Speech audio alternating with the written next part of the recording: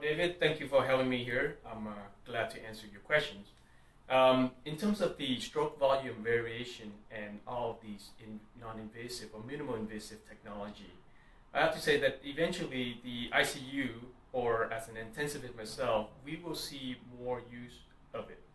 To answer that a little more thoroughly, what we have right now currently with just hemodynamics in terms of vital signs to assess fluid status it can be difficult, particularly in patients who don't make any urine. It'll be much simpler, easier to use, and inherently minimal risk to the patients.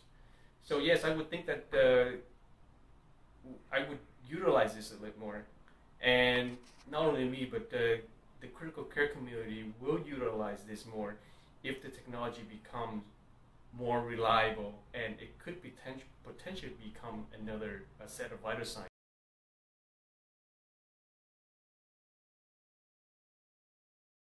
First of all, David, thank you for the opportunity. Yeah, I'm very familiar with Edwards equipment, and they are very well placed to be part of the next growth in medical technologies. From my aspect, I think that the way that healthcare reimbursement is changing over the next couple of years due to Obamacare with accountability and long-term care, hospitals are going to need to make sure that their patients do well post-discharge, especially in the first 30 days of discharge. And if you look at, for instance, the data on hip and knee replacements, up to 40% of the cost of one of those procedures is incurred post-discharge from the hospital. So right now, Edwards equipment really helps optimize the patient during the hospital stay, reduce hospital time, and hopefully that all translates to better outcomes.